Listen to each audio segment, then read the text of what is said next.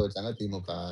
Communist 2, Kolathur 2 சீட்டு ஜெயிக்க வச்சாங்க திமுக. இத்தன கொளத்தூர்ல பேர் ஜெயிக்க ஜெயிக்க வைக்கிற வைக்கல. தகுதி இருக்கிற திமுகக்கு, ஏன் வந்து கொளத்தூர்ல கொளத்தூர்ல ஸ்டாலின ஜெயிக்க வைக்க முடியல? காட்பாடியில வந்து அன்பழகன ஜெயிக்க மீண்டும் வைக்க மீண்டும் முடியல? புண்படுத்துறீங்களே. 14 மீண்டும் மினிஸ்டர்ஸ்ல வந்து ஏன் ஜெயிக்க வைக்க முடியல?